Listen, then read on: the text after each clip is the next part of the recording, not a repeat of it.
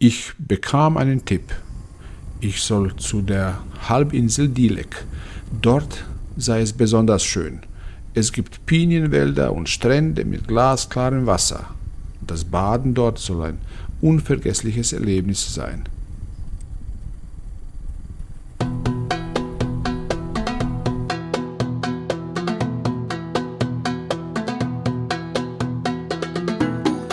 Die Halbinsel ist ein Nationalpark, liegt direkt neben der griechischen Insel Samos und ihre Strände sind ein sehr beliebtes Ausflugsziel. Die Insel ist so gut besucht, dass sogar die berittene Gendarmerie präsent ist.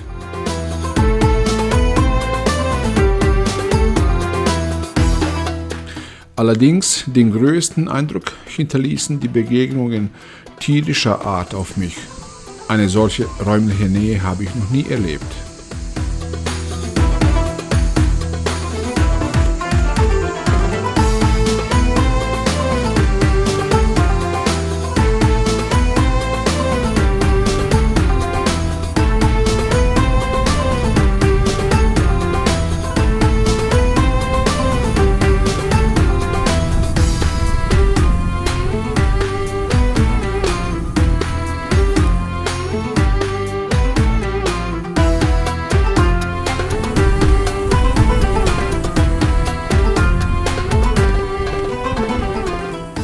Ich fuhr auf Umwegen durch schöne und einsame Landschaften und in Selçuk angekommen, erwartete mich Berufs- bzw. Touristenverkehr.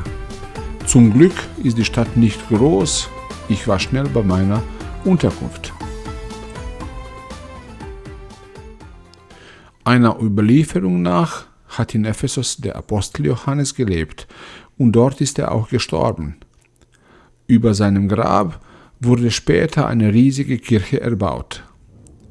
Sie wurde durch ein Erdbeben im 14. Jahrhundert einerseits und kriegerische Auseinandersetzungen im Anschluss andererseits zerstört. Jetzt steht sie in Selçuk als beeindruckende Ruine unterhalb einer türkischen Festung.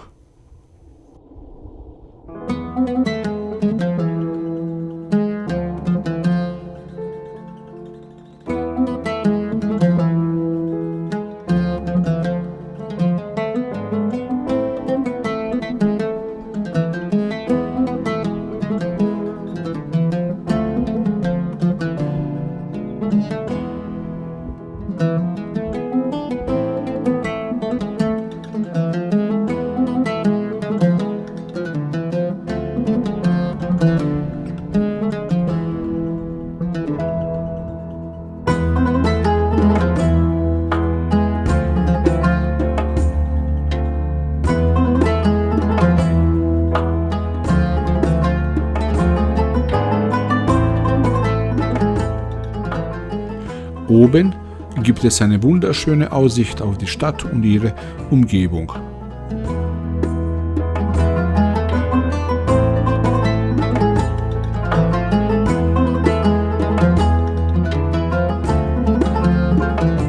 Şirince ist ein altes, ehemals griechisches Dorf östlich von Selçuk, sehr touristisch.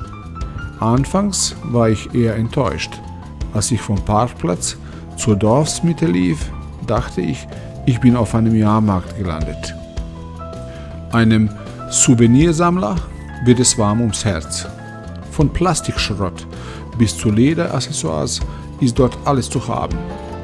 Einen historischen Basar gibt es auch.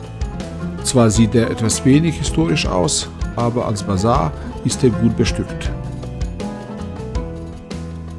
So lief ich etwas betrübt durch das leuchtende und glitzernde Touristendorf. Eher zufällig bog ich in eine der Seitengasse ein und befand mich sofort in einer Welt ohne Souvenirjäger und Sammler. Und ich fing an, das Dorf Şirince zu genießen.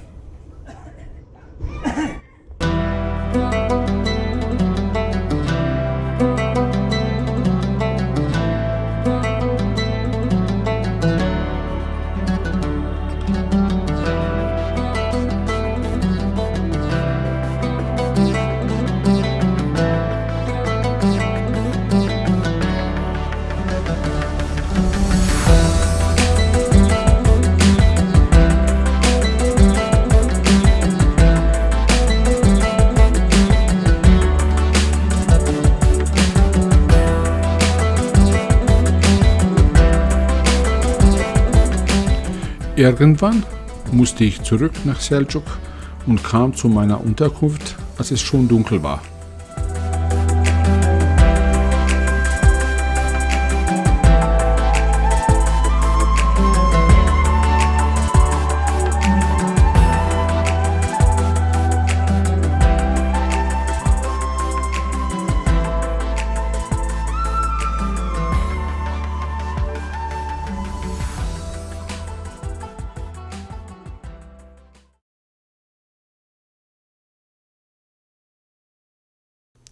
Am nächsten Morgen verließ ich meine nette Unterkunft in Selçuk. Das war auch der Beginn meiner Rückreise. Die nächste Station war Foça, eine kleine Küstenstadt etwas nordwestlich von Izmir. Ein Teil der Strecke führte mich durch den Stadtverkehr von Izmir. An einer Stelle Bauarbeiten mit lebhafter Diskussion. Ich entschied mich, der Anweisung des freundlichen älteren Herrn, der den Straßenverkehr ehrenamtlich regulierte, zu folgen und machte einen Abstecher durch die Gassen Izmirs.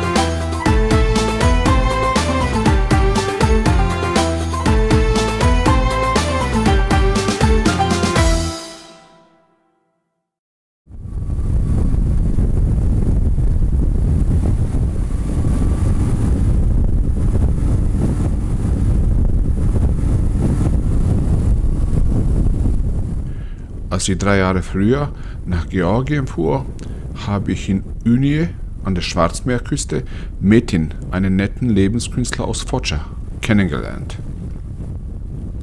Wir haben den Kontakt beibehalten und ausgemacht, dass wir uns in Foça treffen.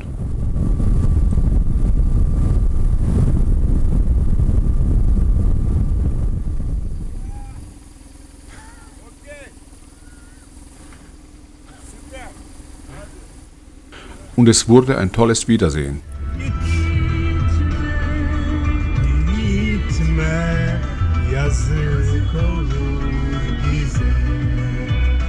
Wir fuhren baden zu seiner Lieblingsbucht. Während der Fahrt machte ich meine Bekanntschaft mit türkischer Popmusik.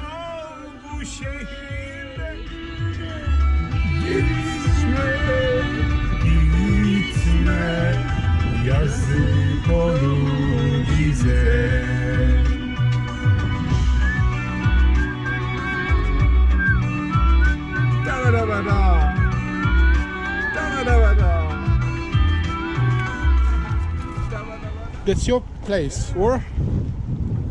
It's great, really great here. Welcome, Shasha. Thank you. My stop. Yeah.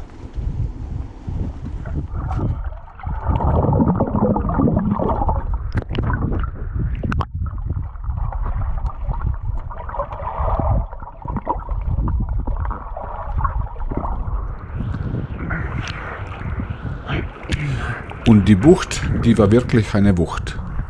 Klares Wasser, ein Genuss zum Baden, Die einzige Geräuschkulisse bildeten das Wasser und der Wind.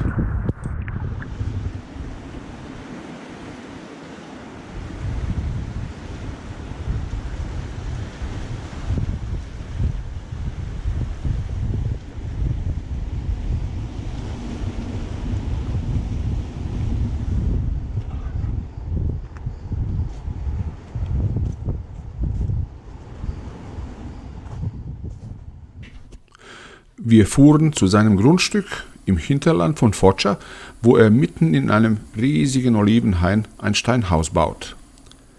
Was ich sehr beeindruckend fand, vor der Baustelle lag ein Haufen großer Steinbrocken, aus denen die Steinmetze vor Ort passende Steine für die Mauern machten.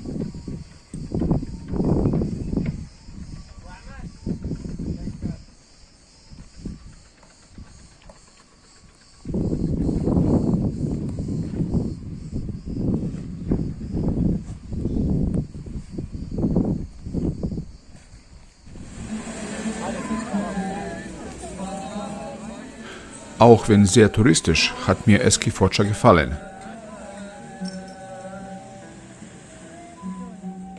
Vor allem abends an der Promenade. Ab einer bestimmten Zeit füllt sie sich. Die Leute kommen, bringen ihre Klappstühle und Tische mit und verweilen.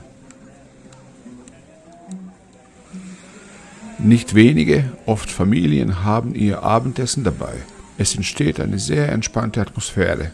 Hier und da wird musiziert, sozusagen kleine Strandkonzerte.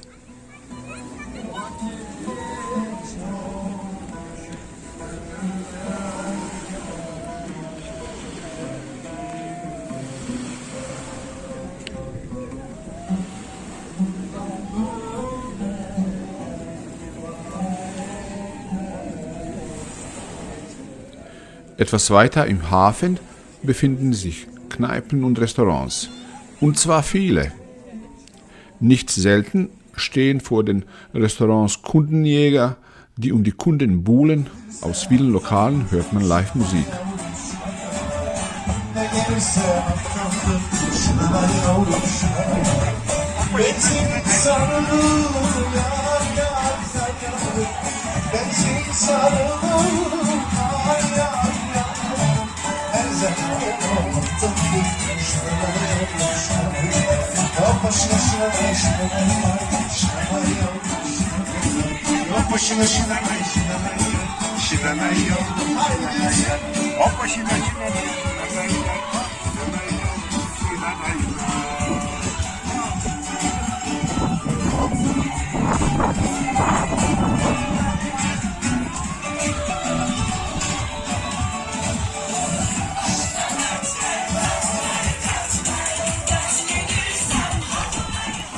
Gemäß Stimmung und musikalischer Vorlieben wird hier jeder fündig.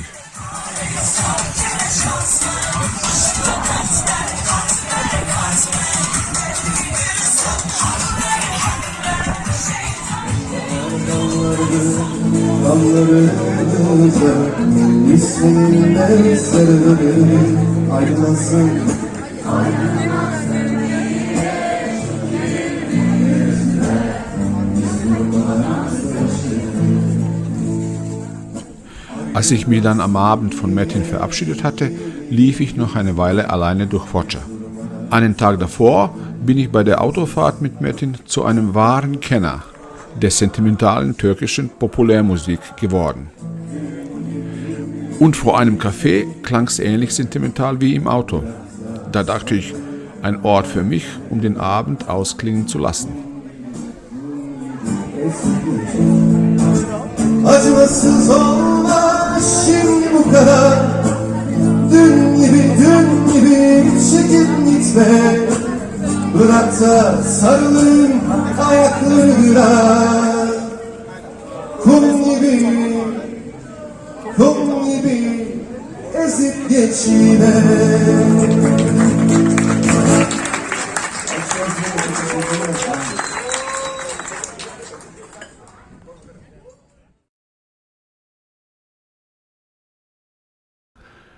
Die nächste Etappe ging von Foggia bis Assos.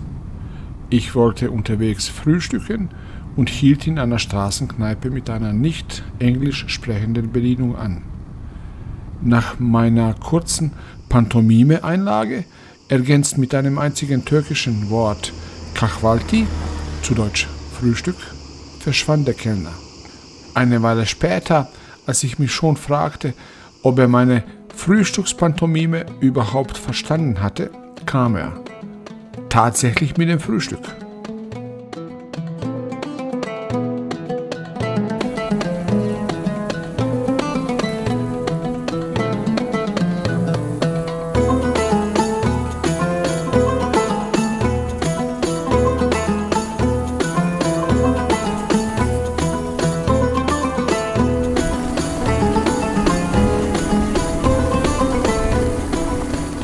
Die Streckenleitung habe ich wie 2 Wochen davor in Serbien meinem Navi überlassen, und zwar wieder der Adventurous Routing Funktion.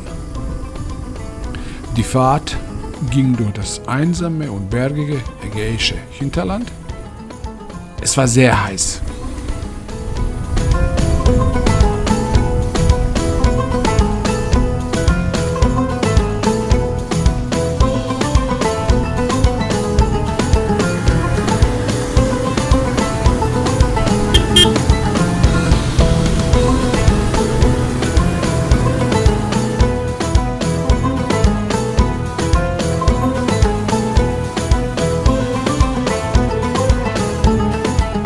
Einige Dörfer lagen auf der Strecke und in den Dörfern immer das gleiche Bild.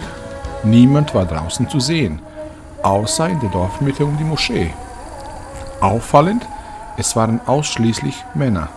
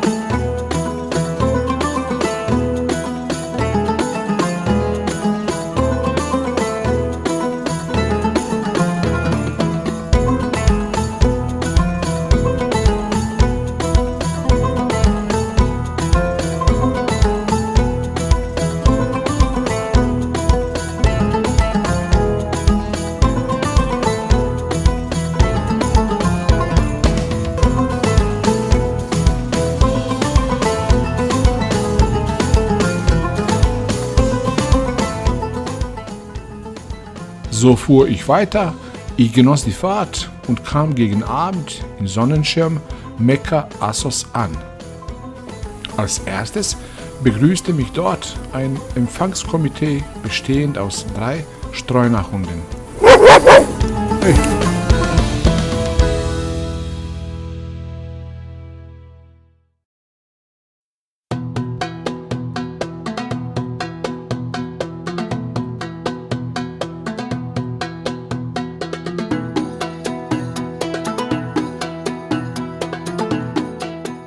Assos war eine antike Stadt, die im 7. Jahrhundert vor Christus gegründet wurde. Sogar Aristoteles verbrachte 2 Jahre seines Lebens dort. Mein Aufenthalt dagegen dauerte nur 2 Tage und beschränkte sich auf den Konsum der Angebote für die Massen. In diesen 2 Tagen habe ich das Dorf Behramkale, wie das Dorf neben den Überresten der antiken Stadt heißt, besucht. Wie schon in Širinje kann man auch hier Krimskrams jeglicher Art entlang des Weges erwerben, so dass man das eigentliche Dorf nur teilweise mitbekommt.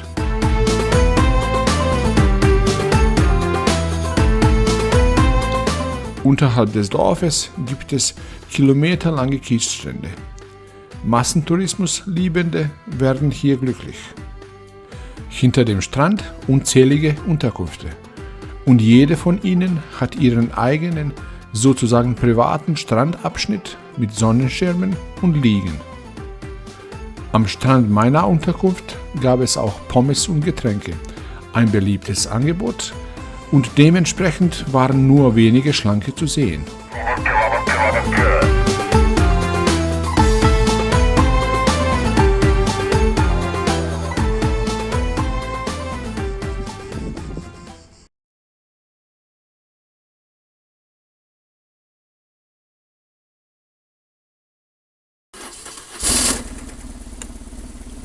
Nach 2 entspannten Tagen in Assos war es an der Zeit, weiterzufahren. Früh am Morgen verließ ich meine Unterkunft und machte einen ersten Stopp beim Aristoteles-Denkmal in Behramkale.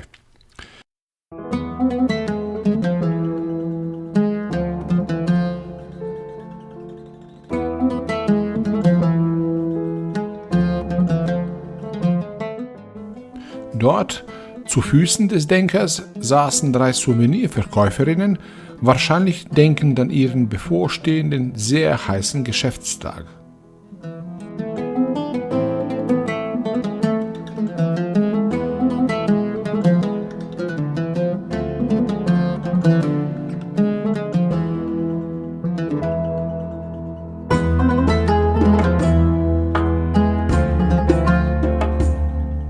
Und ich wollte an diesem Tag noch Griechenland erreichen.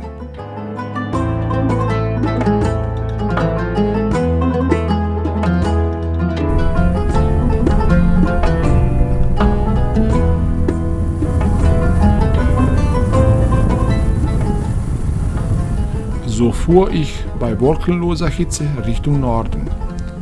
Die Gegend war einsam und sehr ausgetrocknet. Zu Fuß hat man hier richtig schlechte Karten, dachte ich immer wieder. Und obwohl sehr schön, gar keine Wandergegend.